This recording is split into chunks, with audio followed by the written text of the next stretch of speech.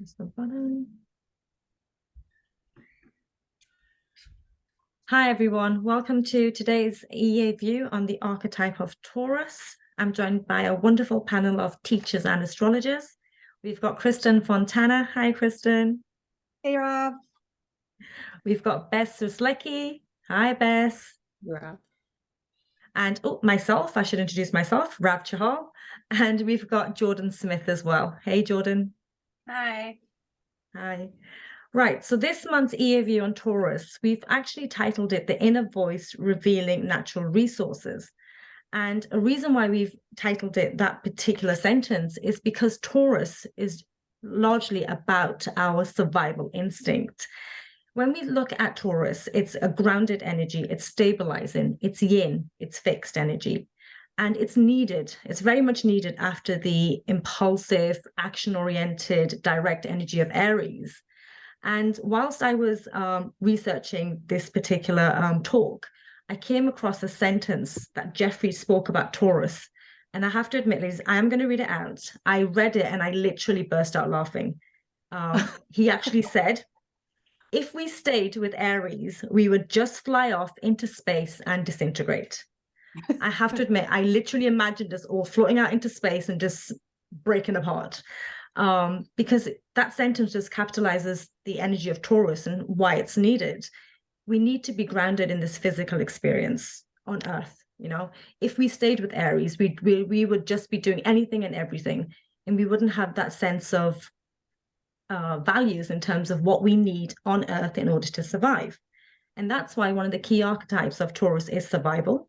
It links to our value system. That's because the ruler of Taurus is the inner side of Venus. Where we place our value system is what we will deem we need in order to survive. And what I value will be very different to what Jordyn values, to what Jess values, and what Kristin will value. And that's ultimately linking to what makes me feel good and what I need in order to survive. And that's why money is a key archetype also with Taurus, because ultimately we have the basic needs: water, food, shelter. But the value we place on water, food, and shelter will differ between all of us. And that's ultimately linking back to our personal values. And what feels good to me will be linked to what I feel I need. And that's why Venus is the inner side of Venus, especially Taurus, is linked to beauty, self-esteem, pleasure. It's all about the senses. If I feel good, it's going to make me feel good, and I'm going to feel secure within myself. I don't know if you ladies wanted to add a little bit more about the Taurus archetype and how you see it. But yeah, when it comes to survival, of course, we've also got procreation. You know, in order to survive, we need to procreate the species, you know, for longevity to take place, generations to come after generations. So yeah, anything to add, ladies, in terms of Taurus?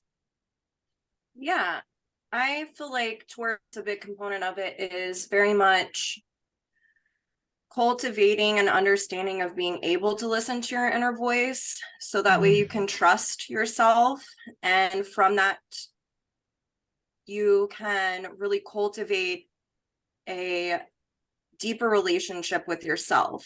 I think that that's a really important piece of Taurus, is understanding our relationship with ourselves.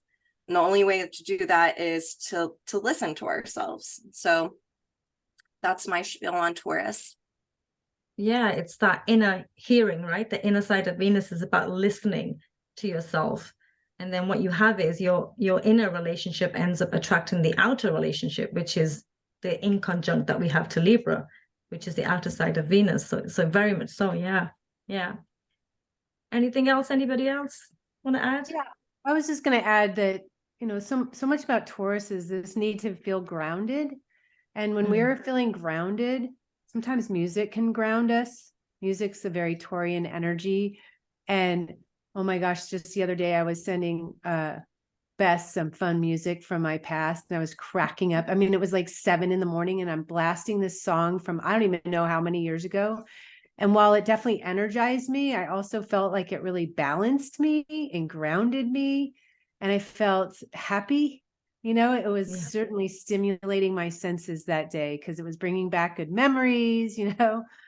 And so, yeah, being grounded every day, starting our day with a meditation or doing something, listening to music, grounding yourself before you get started is really a very powerful way to move in the world and to be productive in your day, moving forward from that point when you first wake up versus being untethered like you can be with Aries, untethered.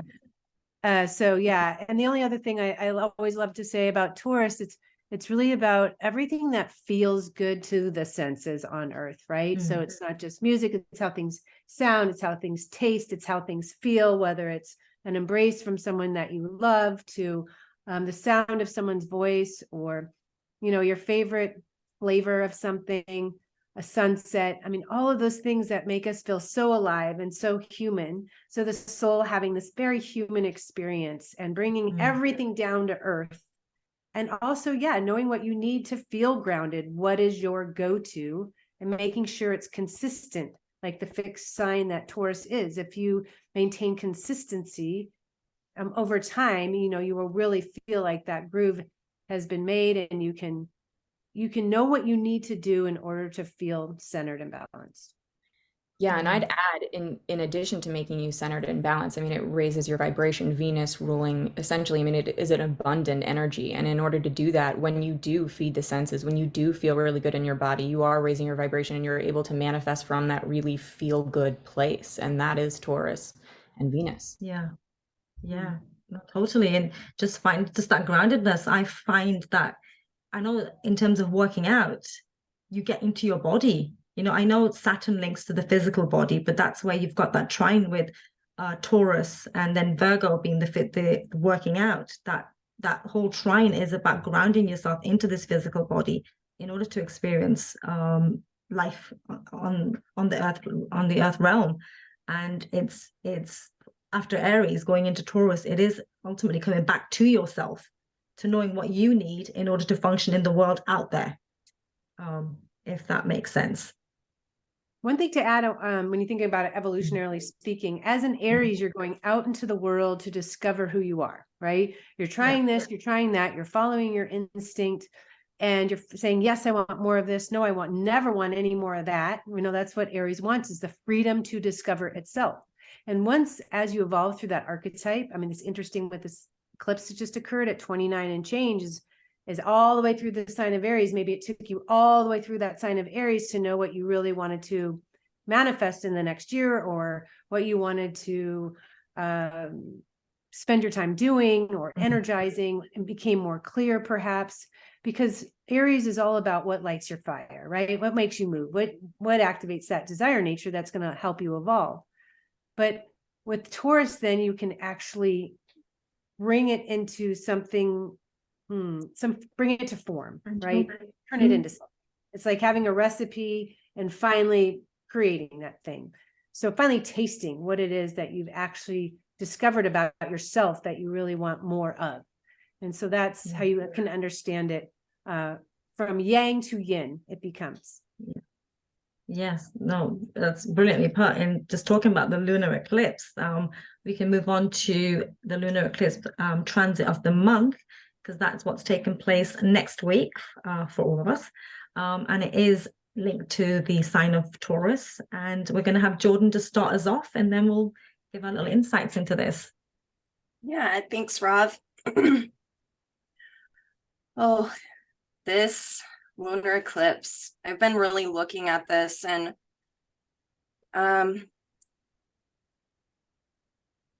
you know, with the moon in Scorpio and it being a full moon, hence a lunar eclipse, there's something that's wanting to be illuminated and revealed and exposed with Scorpio. And when we look at it, it's about our emotional dynamics. It's Scorpio. It's wanting us to get to the bottom, to penetrate, to understand ourselves more deeply. And with the lunar eclipse being ruled by Pluto and Aquarius that went retrograde just a couple days before, there's this, you know, integrating and working on the lessons. So it's showing us that this is a 6-month period of really getting to the bottom of a lot of emotional dynamics, of wanting to expose them. And with Pluto being in Aquarius, this is really about liberating from anything that keeps us from knowing who we really are, our truth. And so this lunar eclipse is definitely speaking to wanting to expose all of this. And so we've been talking about how Pluto's been squaring the nodes, with the resolution being the south node. So really being objective about our feelings, about what comes up, understanding this, learning what feels right, what doesn't feel right. It's also about where we're shedding skins of the past, where we're over-identified with certain areas of our life on an emotional and psychological level. It's also what constitutes our inner security. So all of the things where maybe we're holding on and we're resisting evolution can be coming up right now. And with Pluto being ruled by Uranus and Taurus, this means that this can really radically alter and change the way that we inwardly relate and our relationship to ourselves. You know, there's a lot of Taurus energy going on with Uranus and the sun conjunct. Also, you know, the North Node being opposed by the moon, as well as with Mercury retrograde in the sign of Taurus. So this is really, with Mercury retrograde in mutual reception with Venus and Gemini, this is really about understanding ourselves more deeply, really listening to ourselves. And in order to get into the emotional body, we have to be able to ground in our body and to understand what it is that we're feeling, because the feeling nature is what helps expose emotional dynamics that we're needing to understand. And Venus is in a crescent sextile with Jupiter. And to me, this is very much about, if we're doing this Plutonian Scorpionic work during this lunar eclipse, then, and we're wanting to understand what our natural truths are, and we're wanting to liberate from any type of conditioning that's standing in between knowing who we are and who we aren't, this Jupiter sextile Venus, that's also in mutual reception with Mercury retrograde, means that there is a really good opportunity for all of us to cultivate knowing ourselves more deeply and know truths by getting to the bottom of that. Jupiter and Chiron are square Mars, and that's Jupiter and Chiron's ruler right now. It's Mars in Cancer. And so we're really needing to get to the underbelly. We're needing to really ground into our bodies in order to expose the emotional dynamics and to really dive deeply within. And whenever we do that, and we are looking at in an objective way what has conditioned what, how we relate with other people, how we're relating with ourselves, this is a really big opportunity to really readjust and realign ourselves with knowing who we are on a more natural sense by understanding how we talk to ourselves. Like, what is your inner dialogue about? That's going to clue you into what emotions are needing to be exposed in order for us to really know ourselves on a deeper level. And Mars is sextile Uranus, and it's in a crescent phase. So there's a lot of integration that can happen, but there's also a lot of resistance, especially with Pluto and the moon.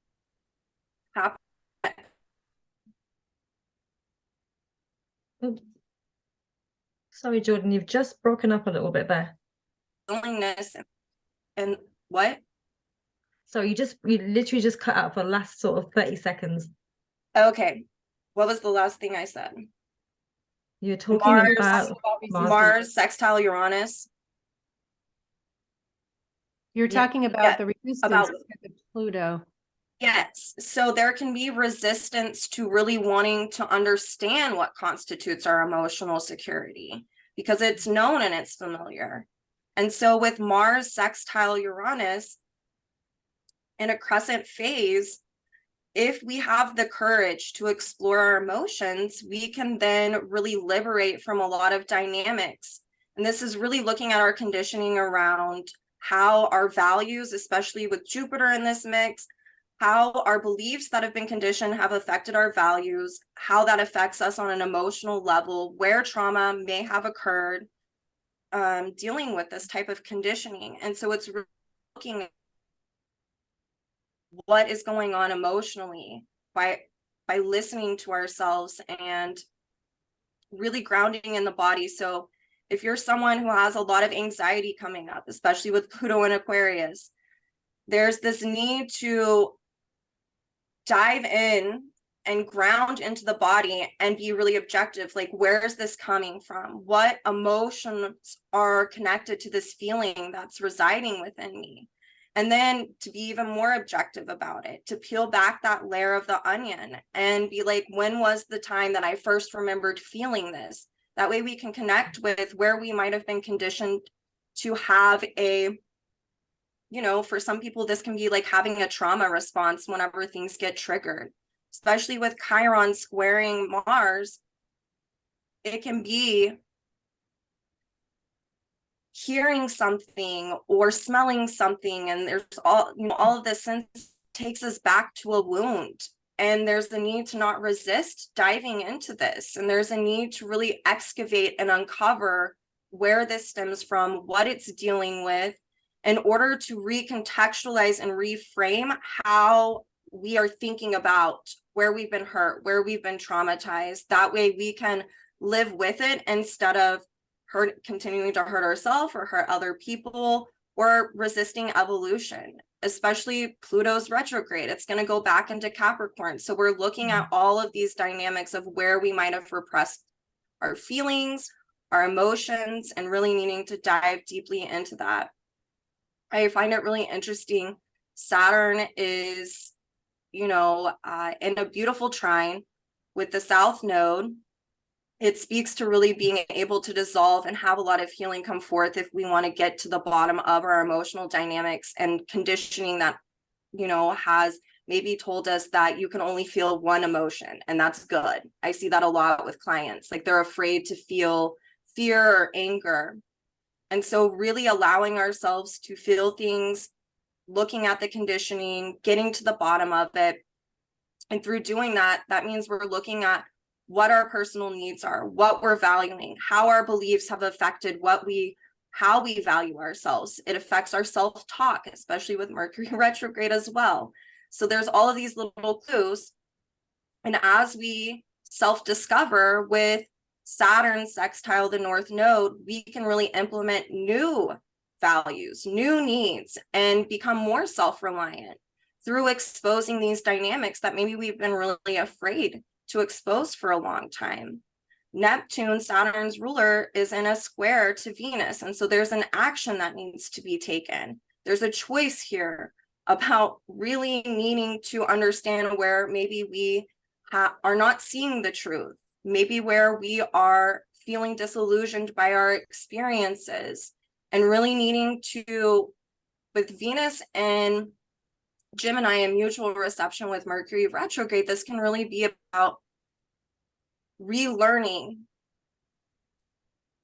looking at what our own natural truth is, dissolving the old of what we've taken on that's not ours, where we've been conditioned to believe certain things about ourselves that maybe aren't true. And it's a call to really get curious about our inner dynamics. And then from getting curious about it and bringing the objective awareness with everything going on with Pluto and Aquarius, its ruler being conjunct the sun, we can have a lot of things become evicted within us, and clearing space for new values, new needs, and a lot of healing come in. But we have to be able to look at the underbelly, the things that maybe we don't want to look at. And I feel like with this, you know, lunar eclipse, it's going to expose a lot of the things that people have been resisting. I could say a lot more. Kristin, I wanted you to talk about Lilith, since I believe she is, oh, she's not on here. She's in Virgo right now. I felt like she was squaring something. Does anyone know? Because I think that would be really cool. If she's in Virgo, that'll be, yeah, so that'll be, is it squaring? Yeah, I'm pretty sure it's squaring Mercury. She's at 10 Virgo. 10 Virgo, so you're looking at it squaring Juno. Juno, sorry, yes. So yeah, Juno, 2 degrees in Gemini. Well, okay, so I mean, really what this is about too, I mean, Lilith in Virgo is all about needing to have boundaries with people, and good solid boundaries. So being very discerning with your choices, how you invest your energy. Lilith is by nature a very Plutonian character, right? You know, she's like, no BS. I am not going to accept anything but my, you know, what's fair, what's nothing that gets in the way of my nature, my independence. She is at her best, whole into herself, and very strong within herself. Undistorted Lilith is independent and absolutely wanting nothing to limit her or clip her wings. And so, of course, we're all living in a world of distortions. We're not all living our original Lilith, but when you look at her through transit and through the different signs, the Virgo will speak to, in this case, where can we improve ourselves? Where can we make adjustments? Again, where can we hold strong boundaries if someone's really taking your energy? You want to be able to say no and mean no, not acquiesce. And ultimately, Virgo has so much to do with, as you've said earlier, Jordyn, the thoughts that we tell ourselves, not those self-undermining thoughts, not hooking into them anymore, but flipping it on its head and saying, I'm going to work a little bit every day to improve myself or my reality where I can. Because really with Taurus, you know, it's all about the progress. What's that a quote, that JG quote? Progress, read not earlier? perfection. What is it? Yeah. It'll come to me. But the value is in Oh, yes. Values in the effort. the effort. Thank you. The value is in the effort. So that's a classic Virgo or Taurus statement. And so, you know, I would say just whether you're a man or a woman listening to this, that it is really much, it's a lot about, you know, how are you empowering yourself emotionally, the feminine within you, whatever gender you are, how are you working on those negative thoughts or doubting streams within your consciousness that are getting in the way of your growth, the good growth. So Virgo reminds us to chip away at it a little bit at a time, to do it every day. Like Taurus, the plotter, wants to do it every day, a little bit every day. And so it's adjusting, making those corrections, because once the Scorpio energy exposes the problem, we know what the problem is. It can't be fixed, you know, in one fell swoop typically. So it's like, okay, I'm not going to be able to fix this in one day or one moment. It might take me 6 months giving these transits. And if you have poor habits, Virgo, and really, you know, really needing to work on habits to change require time. It requires at least 21 days to change a habit, at least. So, you know, looking ahead that, wow, I've been really making choices that are affecting my health, affecting my mindset, affecting my psychology, and I'm going to absolutely change it today. Boom. I want to clean this up now, whatever it is, whether it's my thoughts, you know, negative go-tos that someone might have that aren't benefiting, maybe your escapist tendencies with that Neptune squaring Venus. So I'm always dropping into Netflix every night and or what have you, and you know, watching Netflix instead of meditating, watching Netflix instead of hiking, or whatever it might be. So anyway, that's obviously a lot about Virgo. It's not one thing. There's so many things that Lilith means, but it is very much about working on the little things. The little things can mean everything right now. I love that Lilith is actually trining that Mercury retrograde conjunct the North Node. So really relying on tapping into the body, grounding into it, listening to yourself in order to make the adjustments that are necessary, relying on your intuition. I think, you know, really, what it means is like to ask yourself, oh, sorry, Jordyn. But to ask yourself, like, what defines health for you? That's Virgo, right? So look at your health. Is it physical, mental, emotional, spiritual? What part of your health is out of balance? What are you not feeding yourself?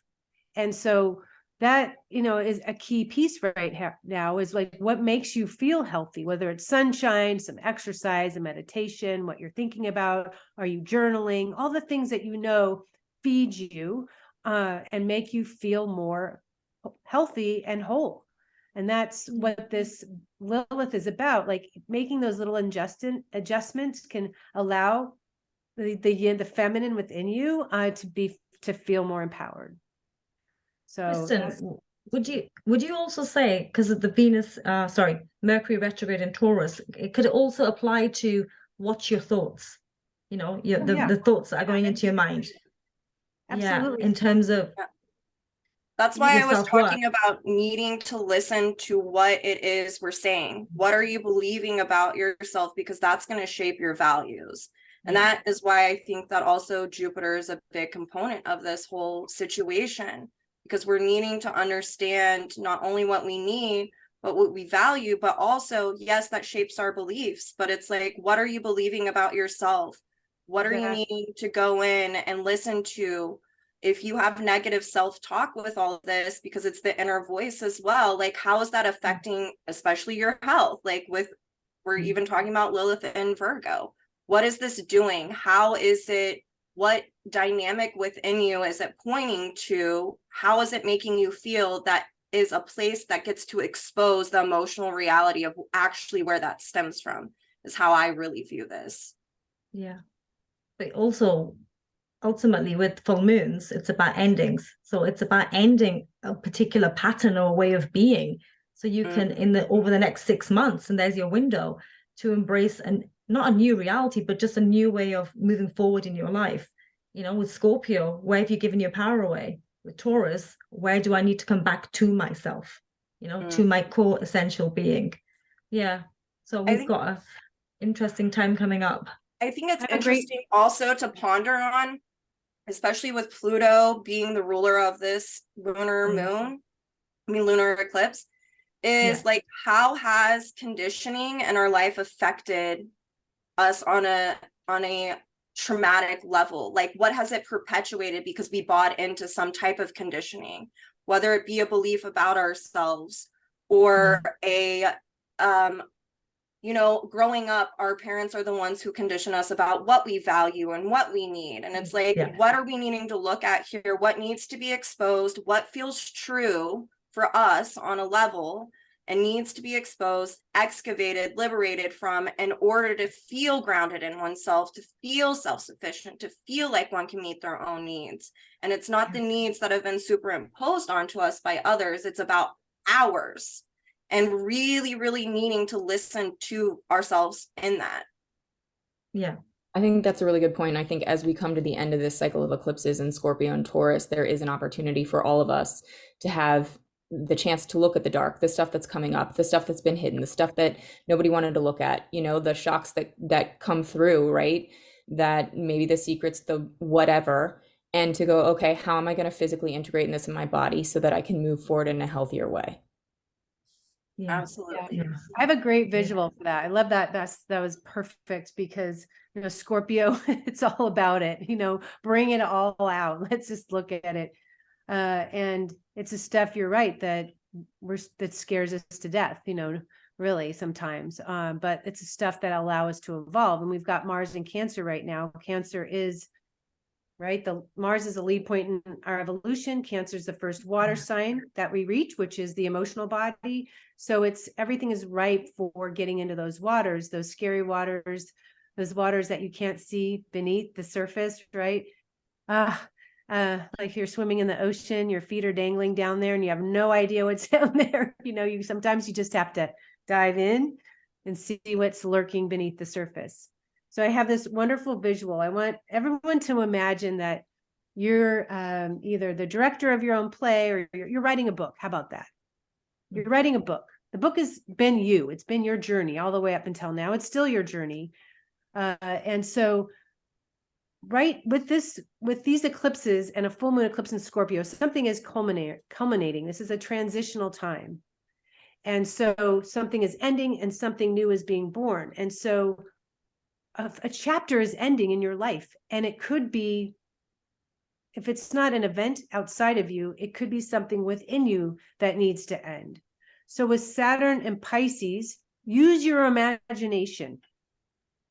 What is it that you want to write in your next chapter? Guess what? Blank slate, clean canvas, baby. Like this is an opportunity for your new chapter. Use your imagination, shoot for the moon, whatever it is. And because Saturn is in such stabilizing angles to the nodes, you can be anchored emotionally in this vision, accessing hopefully higher will in the process, asking for guidance. What does it look like for you to evolve? Of course, part of what it looks like for you to evolve is to resolve these old dynamics, whatever they might be that are getting in the way. So you deal with them first as much as possible, and then visualize, what is this next chapter? Maybe it's the next 30-year chapter. Maybe it's the next Saturn chapter in your life. But I think it just gives us a lot of power right now within this portal to imagine better things for ourselves, to imagine better things for the planet, to energize something more ideal. I'm not saying that everything's going to be perfect, but if you don't start by energizing the healing or a better view for yourself, it won't happen. So put the pencil in your hand, get to the keys and start typing or writing and visualizing what it is that you want for your future, because you are in charge. And how often we forget that we are the directors of our own life. Yeah, very beautifully put, Kristin. There are some karmic fated events that happen where we feel like we are definitely not in charge, but I will say definitely not in charge of a lot, but we are in charge of some things. So take charge of and control of what you can. Be in control of what you can, which starts right here. Perfect. Thank you for that, ladies. Right, so just moving on, we have our herb of the month, and it's burdock. So I will pass it on to our resident Bess. Hi. So burdock gets a little bit of a bad rap in that it's often dismissed as a weed. Its ruler is Venus. It's said that the sticky burrs of the burdock provided inspiration for Velcro, but it's a really incredibly useful healing plant, and all parts of the plant, the root, the leaves, the seeds, are medicinally viable. And but really it's most commonly used for its root, and it's cultivated like a vegetable. And in Asian countries it's used in stews. I really love using burdock root in stews. I don't know if you all have as well, but it's kind of like a parsnip or like a potato. You can use it very similarly in like a vegetable stew. But anyway, the roots really support the liver to detoxify and eliminate poisons from the body. It's known as a blood purifier in that way. And it's one of the ingredients in the Isaic formula, which was developed in the 1920s by a Canadian nurse as an alternative to cancer and tumor treatment. And that's 4 botanicals. It's burdock root, sheep sorrel, slippery elm bark, and rhubarb root. So it's been used for a very long time for healing purposes, deeply healing purposes. It helps regulate gallbladder function because it's very rich in inulin, and it is very useful in cases of diabetes and liver disease. And the leaves are used as a healing wash or a poultice for wounds, ulcers, skin rashes, eczema, things like that. And magically, it's been used for protection, cleansing, purification, but really like dealing with conflict, disputes. It's been used to bring in abundance, very Venus, and ward off the evil eye. And I love this one for, what we were talking about, getting in the body. It's spring. It's getting rid of what's no longer serving us. Detox. Spring is a great time to detox, and burdock can definitely help with that. Awesome. There you go. Yeah. The doctor I is do in. love burdock tea. Sorry, Kristin? So good. The doctor is in. Yeah. Burdock tea with some, I really love it with some clover, some red clover, and some lemon balm. That's one of my favorite teas. Yummy. I'll have to try that. Yeah, thank you for that.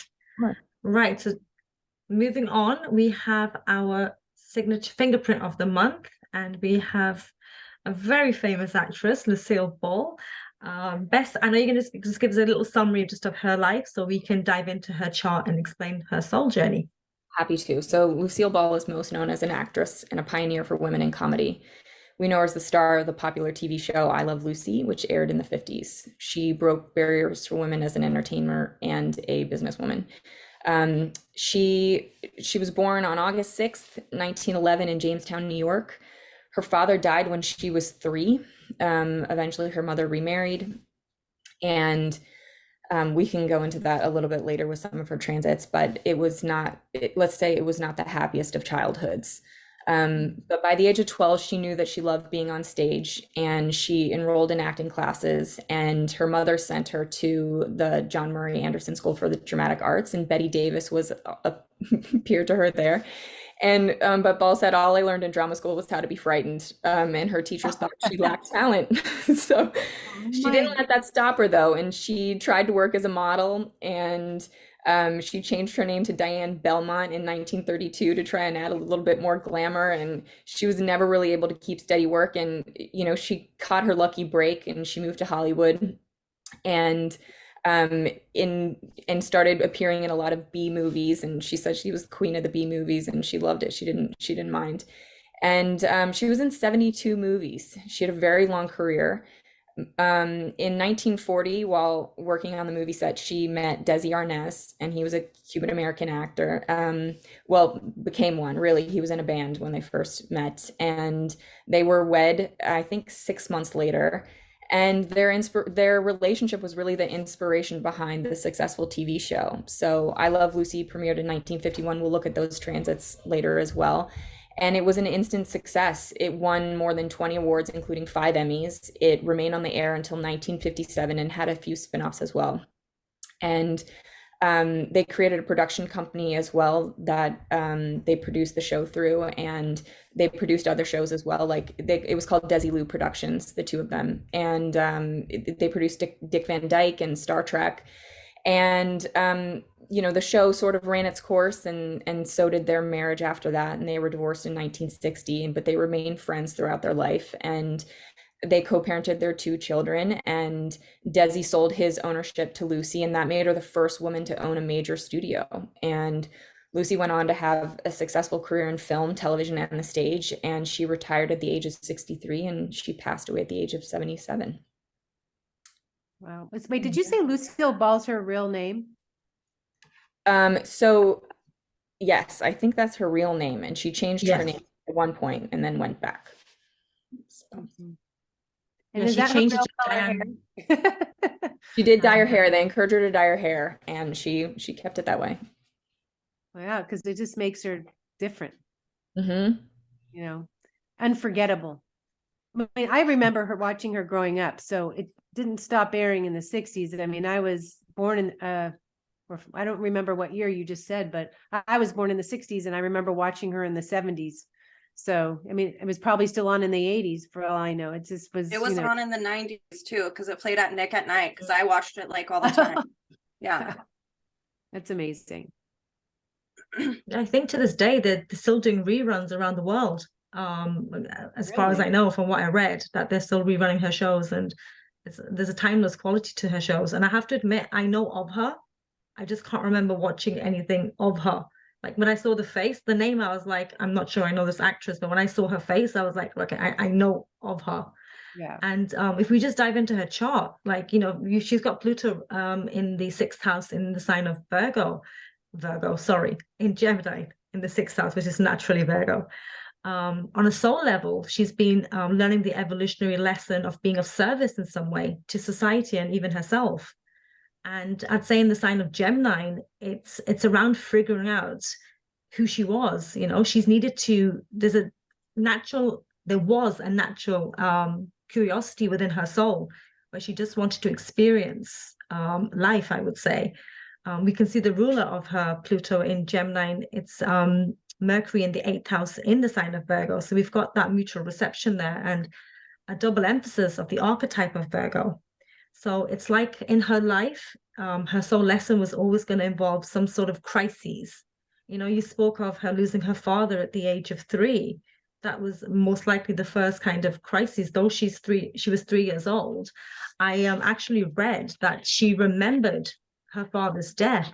She was actually quoted as saying, and I'll read the quote because she said, "I do remember everything that happened that day, hanging out of the window, begging to play with the kids next door who had measles, the doctor coming, my mother weeping. I remember a bird that flew into the window, a picture that fell off the wall."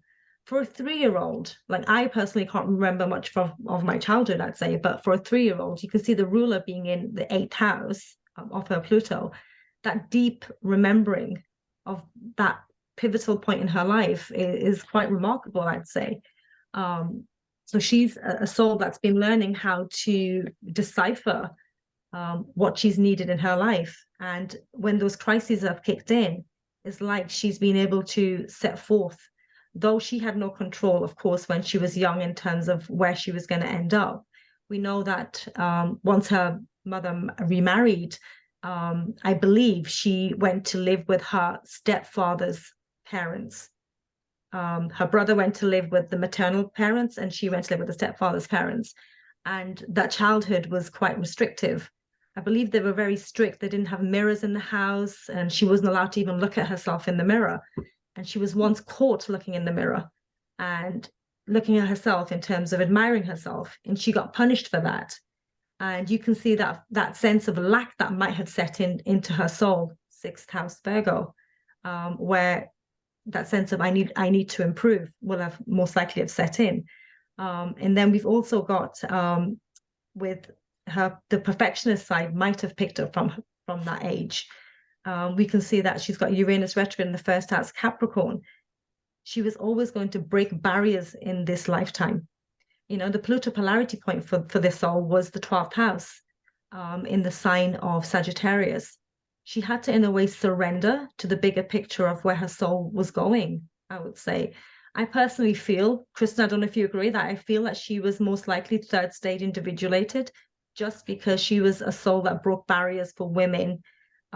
She pioneered her own business for women at that particular time in history, where it was most expected to marry, have a family. She built a family later on in life. I don't know if you would agree with that evolutionary state.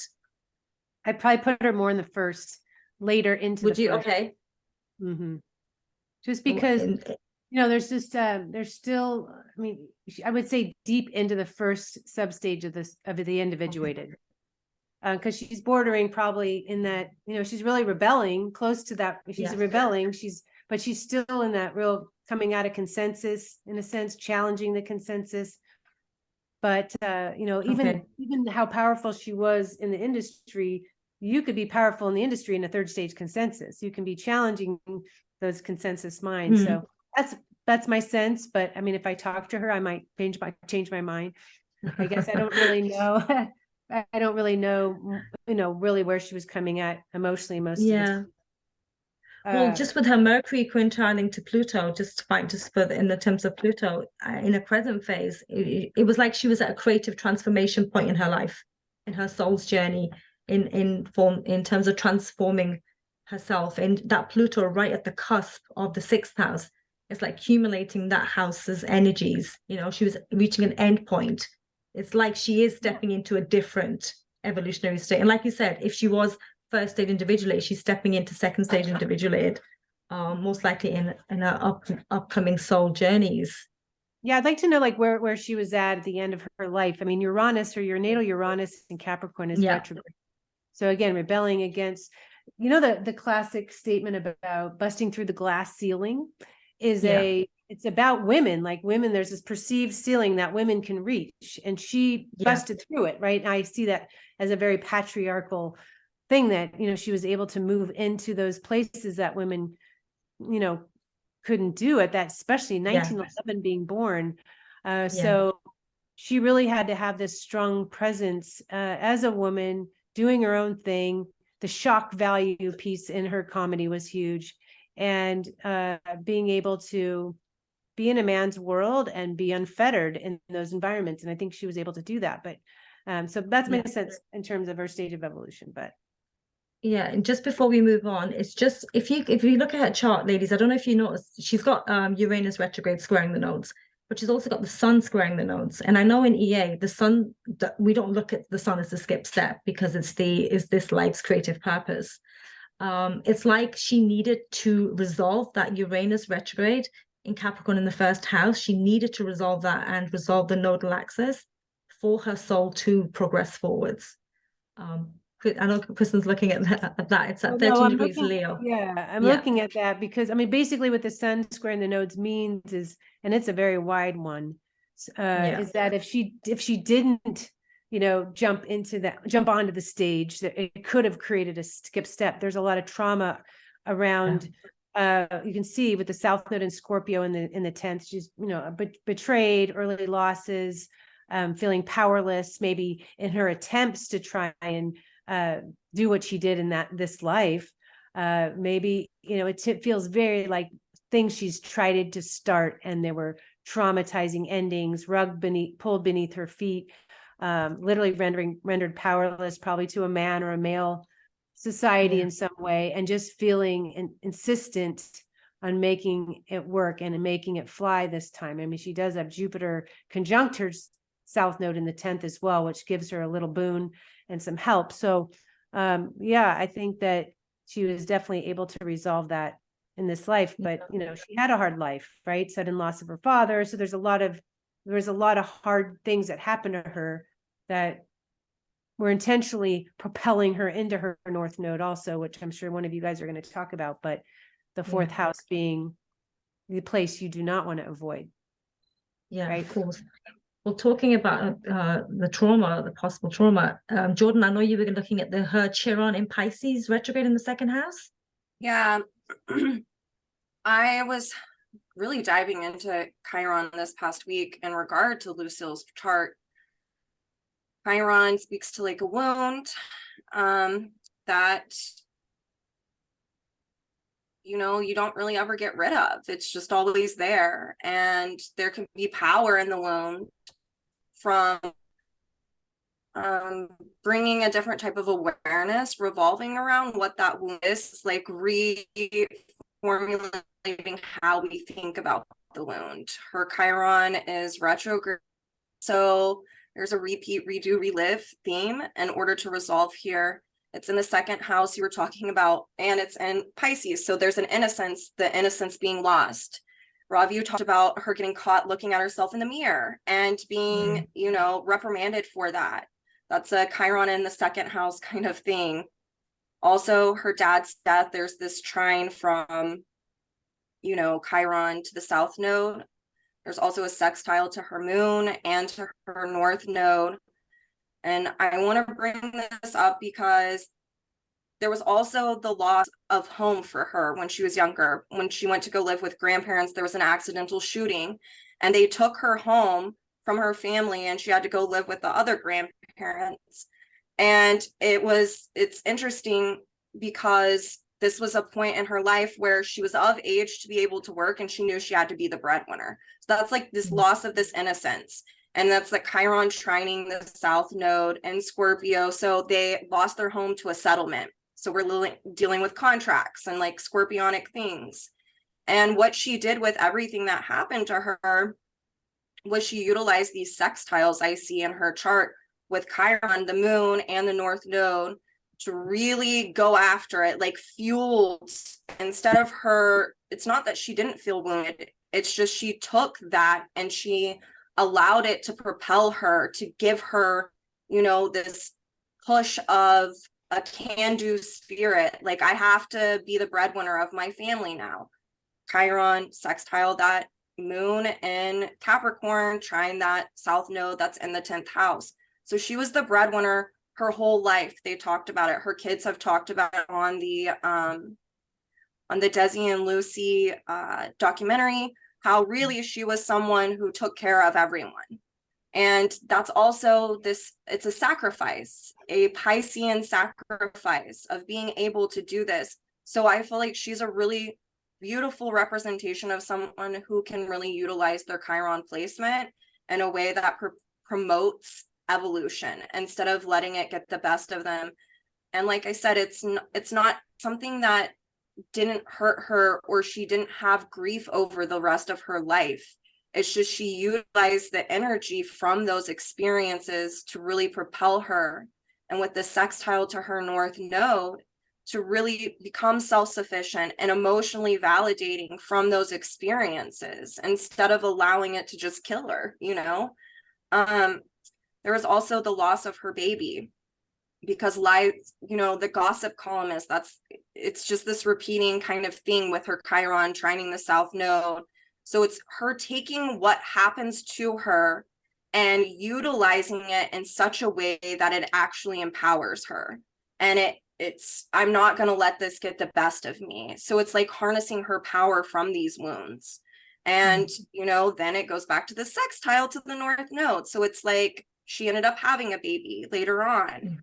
And I thought it was really cool to look at in combination her Chiron Pisces placement with her, I think, Rav, I sent you that quote of hers that she said, I have an everyday religion. I wrote it down. I have an everyday religion that works for me. Love yourself first, and then the rest will fall into place. And this is like such a Chiron, you know, sextiling the moon and the North Node, and trining and a disseminating trine to the South Node in Jupiter. You know, really learning how to empower herself and to love herself despite it all. I also think it's really cool, and I know we're going to talk about transits with her and Desi, but in that documentary, this made me think of her Chiron, even though it was someone else saying this, her daughter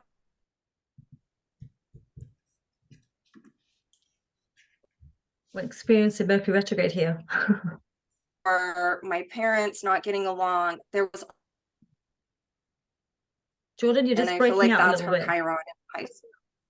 Okay. Sorry, I feel like that's her Chiron in Pisces as well. In regard to that, especially it's opposing the 8th house. So that is what I had to say about Chiron and Pisces in the second.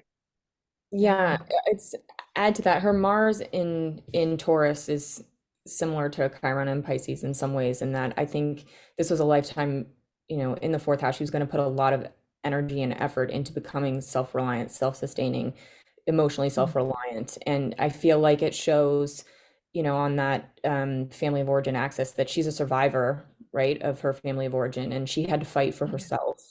And with the sun being in a really tight square to that Mars, you can see that she, you know, she struggled with self-esteem, but she used that, you know, that energy of the square to really put fire into her work and her achievement and her creative self-expression. And, you know, she could really ground herself in the work, and that it had staying power. And I really like the quote. There was a director from the research of the comedy archives that said, I really don't like when people call her work effortless. She wasn't lucky. She wasn't a genius. She wasn't innately talented. She really built her success.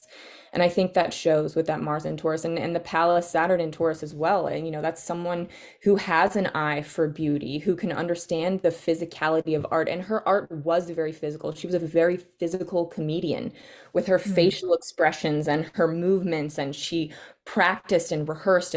And you can see that, you know, with her Pluto in the 6th house too, like there can be some signatures of workaholism. She's got a grand trine with that Mars, Sun, Moon, you know, sorry, she has grand trine with her Moon, Mercury, and Mars in Earth signs, right? And so she had a voice, she had the hat for business, and she could really do that. But it was also, you know, and I think that's how she probably managed her emotions and rewired some of that wounding, right? She just got really deep into her work.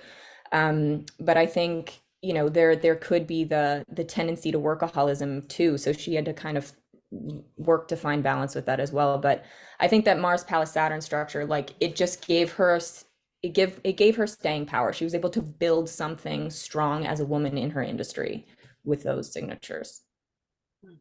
We're just going up on what you just said. Watching the documentary that Jordyn mentioned, I was just amazed. They spoke about how she wasn't embarrassed to do any type of role. It wasn't about being glamorous or I'm in front of the camera. She embodied whatever role she did. And there's your Pluto in Gemini, the diversity, you know, she worked at it. Like you said, it was her effort that she put in. And Kristin, you mentioned it earlier, you know, value is in the effort, the North Node in Taurus. You know, it's like she knew she had to, well, she wanted to put the effort in.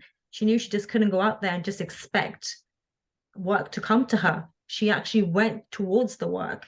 And that's your workaholic, perfectionist soul that she embodied. Yeah, totally. And we've just had a message from Sue. Thanks, Sue.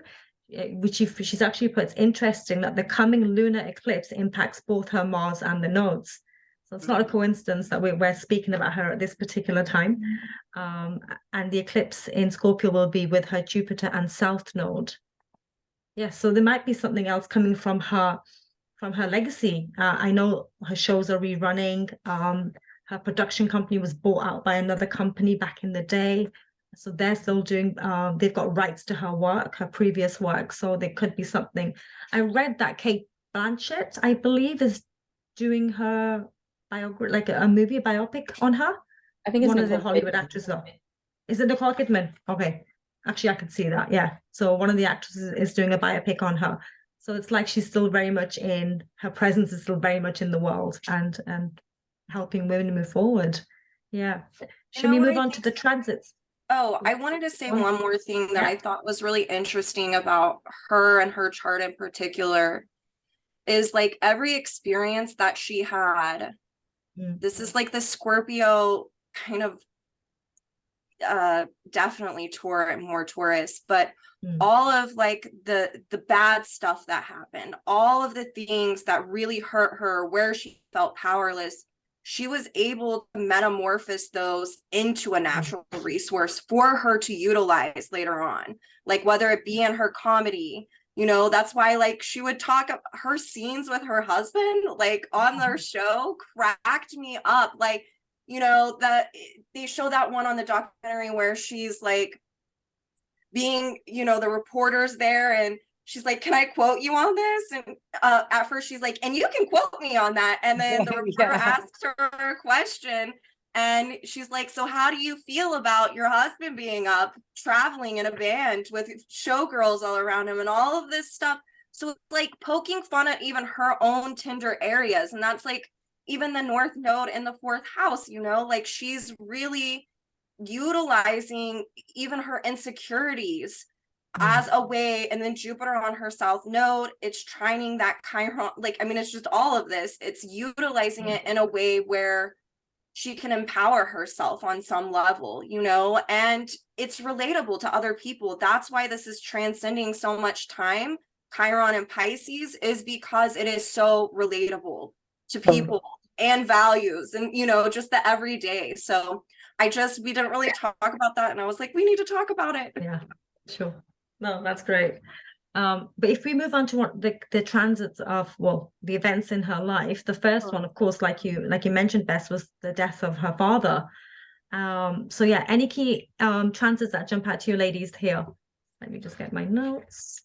My eyes on that Chiron because I've been looking at it and I was like, of course, I started looking at each one of these transits and I was like, there's always something aspecting that Chiron, and I find it really interesting. So it goes back to like whatever the wounds that occurred, you can tell that this is something that really impacted her. It's also a repeat. Mercury's retrograde sitting on her Chiron, conjunct Jupiter sitting on her Chiron, also speaks to it being a traumatic event. Aquarius with all of that energy in that 2nd house.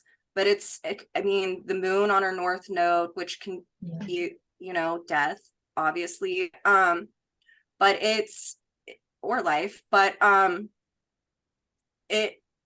you can see that this is something that really, when you look at how this energy is sextiling that moon and her North Node, this is something that she utilized later on she almost became the father of her family. If you think about it, the breadwinner.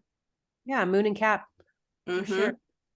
Yeah, I think having this packed 2nd house, I mean, it can kick on the abandonment complex as well, but also like all of those, you know, this is the first of many that set on that string of unfortunate events that shaped her childhood. And this is the day after of an eclipse. It's a solar eclipse. And it had Mars opposing her sun and it was squaring her Saturn. So it speaks perfectly to the loss of her father. And I think squaring her Mars also. And think about typhoid fever and then that South Node, you know, Jupiter and Scorpio in the 10th house. It even speaks to like the illness that her dad had. You've got Saturn retrograde as well, conjunct her natal. It will have probably have passed it. I'm not sure what. It's at 25 degrees retrograde in Gemini, which is building to that Pluto, her natal Pluto in the 6th house at 28 degrees Gemini as well. But yeah, you mentioned the moon there. Like had also written down the stellium of planets in the second house.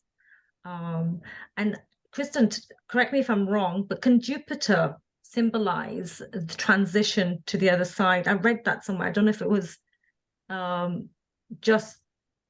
I don't know about that, but Jupiter's in Pisces. In Pisces, it could in the second in Pisces, but in general, transitions I would say would be Pluto or Uranus. And Uranus, okay. Neptune, like those, all three of those could represent that. Well, it's conjunct the Chiron in Pisces at 5 degrees in this particular time in her life. Makes sense then. You put it in Pisces, it's it's moving on, right? Expanding into another realm. Yeah, it's like, well, the way Sue just said, like Jupiter for me is the journey. So maybe it's for me, I'm seeing as the next journey, but yeah, for herself as well. And the journey that she's on in this traveling into a Pisces world, traveling to heaven. Yeah. Right. Yeah. Not her, but her father in this case. Yeah. Yes. But for her, it's her journey in terms of on this plane, going on to the next kind of stage. That's how I saw that symbolism. But yeah, so if we now move on to after her father's death, we've actually looked at her marriage to Desi Arnaz. So what signatures do we pick up here, ladies? And because I know we've now put in the progress chart here as well. If I can get my notes. You're really going for it, Bess. Yeah. Good idea.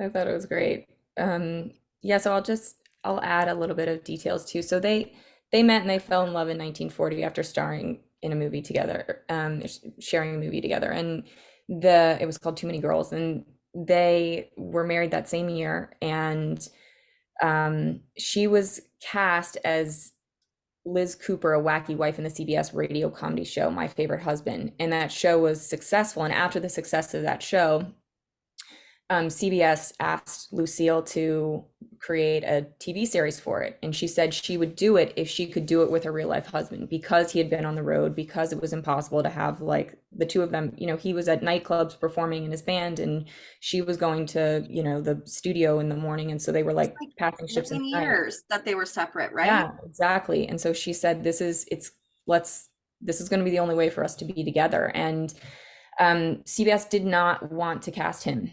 And so they went and they did a vaudeville act on the road that was incredibly successful and proved that he could do it. And so he became her husband on the show, and they greenlit it, and it went on to run, the story's history.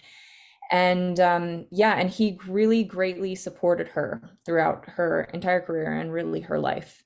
So it's interesting to see this with, when they got married, there was the transiting moon was squaring the nodes, and it was a really interesting opportunity. It's like, okay, are we going to be able to do this this go round? They've also got, if you look at the progressed sun of the chart, 11 degrees at Virgo, conjunct Mercury in Virgo in the 8th house, which is the ruler of her Pluto. An 8th house link into contracts. I look at it as deep contracts. That commitment to one another. Yeah, and transiting Venus, Mars, and Pallas on her Jupiter and South Node in the 10th, and with what they built together, you can really see that they did that as, the masculine and feminine coming together to create something larger than themselves. Yeah, I think it's interesting also to look at the fact of, just her own planetary placements in combination with this. Like, she was gonna marry someone who was gonna be from a different culture. She was, this is totally a repeat, and it did it changed, it broke down barriers. She just wasn't busting through glass ceilings for herself, Kristin.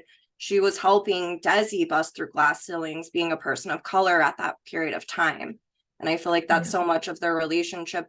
But I think that you can see that there's a multicultural relationship happening with, Jupiter.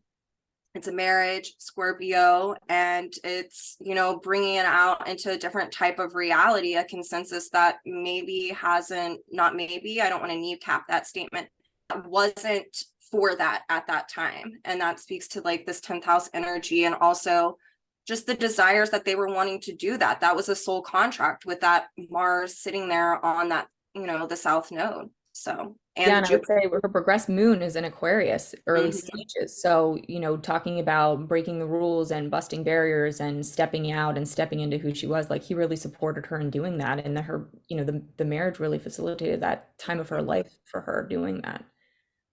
Yeah, I don't know. I'd have to see their composite, but I have the sense that maybe in another life that they weren't allowed to be together because of cultural differences or something like that. She really took the lead in this with that moon and Cap in the first. It's like she was the man. She had to convince the studios to bring him on. And when you see Venus and Virgo in the ninth, that is, I fell in love with someone from another country who's of a different culture and maybe the underdog. Maybe my partner is the underdog because he's not from here. He's not American. So you can see those themes in her chart quite clearly, and that Venus ruling her North Node, ruling her Mars, and really wanting to weave it into this world, weaving it into this life. So they had something to prove, right? So Venus and Virgo ruled Mercury and Virgo in the eighth. They had something to prove. And so they did the shocking vaudeville act to prove that he could do it with her Uranus and Capricorn retrograde. So I love it. Kristin, you mentioned like her Capricorn, natal Capricorn, moon in Capricorn. Like she ended up marrying, they did end up divorcing, and she did end up marrying somebody else. Well, we know that. And it's interesting because the reason for the marriage breakdown, from what I read, was his womanizing ways and his drinking, apparently, and that she just couldn't stand it anymore, and she just had to take her power. And she had to stand up, and that's her Capricorn moon. She has that strong ability, to do it on her own if she needed to. I She think it's probably always didn't, more complicated than that, though. And, of course. she was in her workaholic phase too, where he Yeah. was running the company and very busy doing I that. And quoted her on she- something that I feel like is very good for that, where it also represents her chart. But she literally says, because she was asked, was this what was your part? And she wouldn't go there, which I loved, by the way. And she said, I didn't have to decide what was my fault. I knew what was my fault. And so she knew what was her fault, and she took ownership of it. And she also knew what was his. And their relationship improved as they improved tremendously. Like yes. She was the last one to speak to him before he died too. Mm-hmm. Oh, and the last thing she said was, "I love you. I love you. I love you. I love you. I love you." And he said, "I love you, honey." And then he died in his daughter's arms. Yeah. So, and they it's said like Kristin that said, happened on their the day of the anniversary of this marriage. Yes, of their anniversary, he died. Or no, they talked on the day of their anniversary, and then he died within 24 hours. Yes, exactly. But he went into a coma, so really, like, that was the last. Yes. Yeah. Oh, I have goosebumps, you guys. Sorry. I do too. Like, I'm like, oh. It'd be interesting, like Kristin mentioned, to see their composite and their synastry, because they definitely have been in previous lives before. Just that connection. We got like 15 minutes, so in interest of time, we should go. Otherwise, next show we'll go deeper. Right, next time. Right, so let's move on to the final transit that we have for her, which is I Love Lucy. So yeah, ladies. Yeah, so this is honest, I need to watch the show, but this is when the show made its debut, and it was really interesting because a lot of things were different here. Desi convinced CBS to produce this show on film, which was not normally done, and that allowed for them to have reruns later. And that's when reruns were unheard of. And he haggled for ownership of all the episodes and sold them back to CBS later for millions. And they did multiple camera angles, which was not really done, and it was very innovative. And the success of the show was unmatched, really. It had a 6-year run, and it was the #1 show in the country. In 1953, they captured it was unheard of. They had a 67.3 audience share, including 71.1 rating for the episode that featured her birth. Like, she went into labor on the show, and then she delivered her son in real life the same day, and it surpassed the television audience turnout for President Eisenhower's inauguration ceremonies. Insane. And the Queen's coronation too. Yes. Yeah. Like, back at that time, I mean, everybody showed up to watch that. So Wow. I love it. Bess, you're so good with Palace. I feel like that's one of the areas that you really shine Yeah, in. so Will you talk about her Palace in this transit? I just please? think transiting Pallas is conjuncture Uranus, and transiting Vesta was conjuncture Saturn, and natal Pallas was really like showing what she was going to fight her for and commit herself to here. And I just love that it's in that fifth house of this creative self-expression, and that this Vesta on her natal Pallas with Saturn there, with progress Saturn and natal Saturn there. And I just think this was the big build. This was what she was gonna, put her warrior wisdom energy towards, and create beauty for the rest of the world, and joy and happiness and all the things that we've talked about in this, in this fifth house space. And I feel like Palace has this Uranian vibe, and so it does bring forth innovation as well. And we were speaking 100%. to that. And then that transiting Palace is sitting on her Uranus. Mm-hmm. So I love it. Yeah, she was going to do it differently, and it was going to set the stage for other women comedians to come, right? Like she paved the way for them here by being different, by like being a little quirky, by just building something new. And with her moon in Capricorn, this totally reminds me, and also the North Node being in the fourth house, how she became a mother bird to all of the women, like throughout. Once she got older, she did Carol Burnett, and she did who were the other women? I know you guys know. Bette Midler. Carol Yeah, Burnett. and I think Sue just brought the progress sun. That's the progress Venus conjunct her progress sun, sitting on her natal Venus. And I think it's interesting that she was, right, just like what you're saying, Jordyn, a shepherd to other women. In the ninth house, she was going to teach them, show them the way, show them the path. I love that.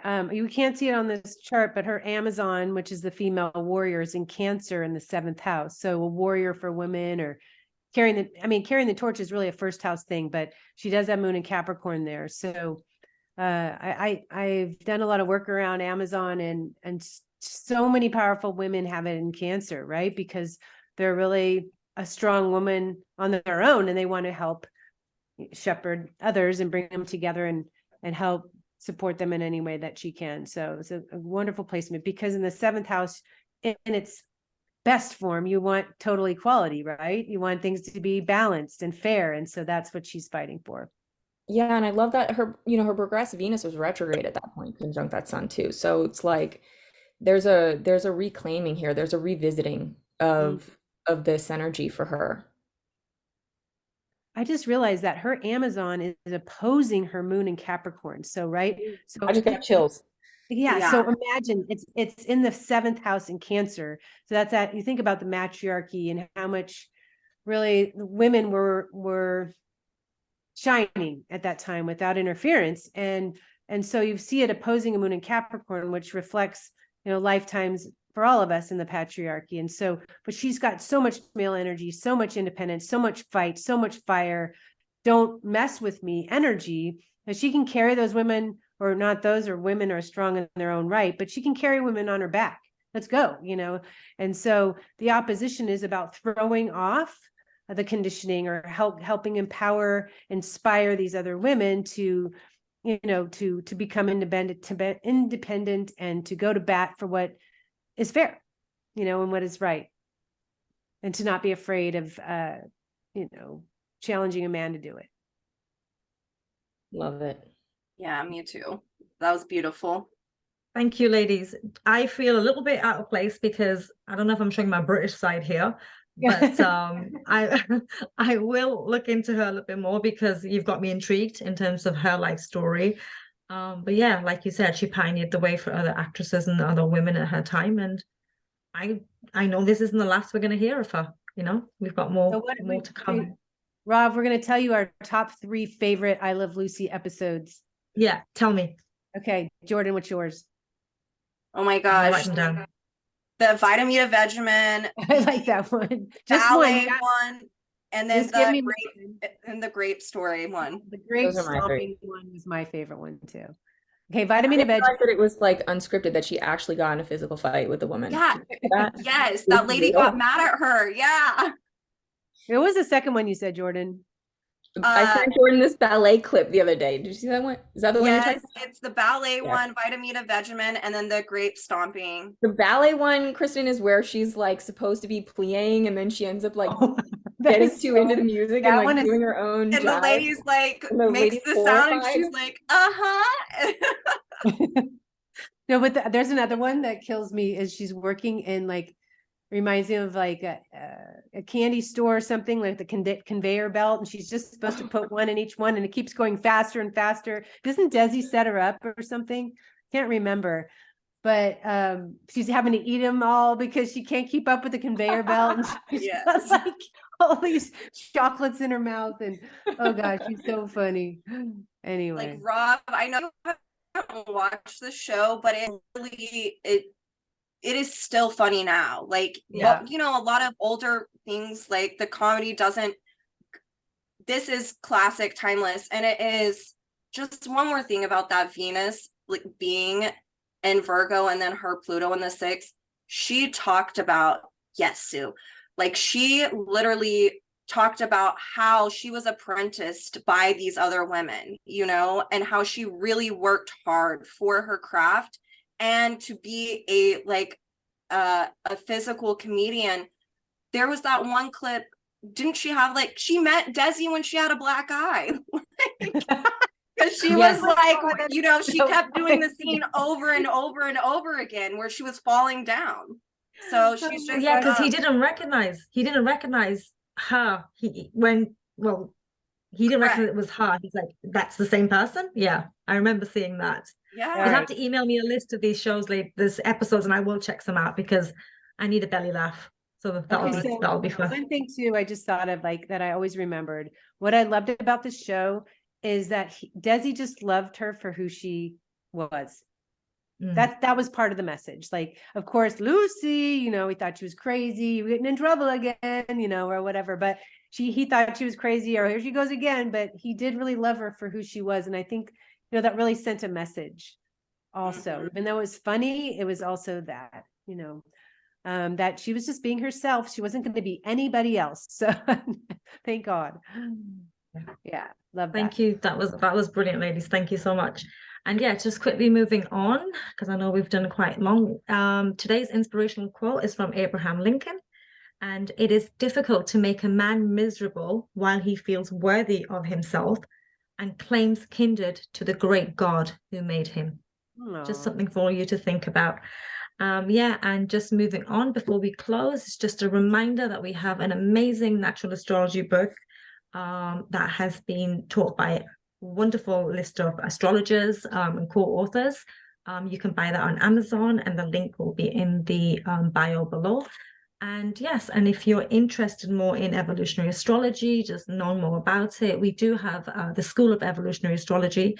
The link will be in the bio as well. And we also have a forum at the Jeffrey Wolf Green Association of Evolutionary Astrologers, and we'll put the link on there as well. So come and join us there if you want to discuss more about this particular branch of astrology, and just interact with your tribe, which we are here. And yes, and next month we'll be back with Gemini. But thank you for joining us today. Thank you. Bye. Bye.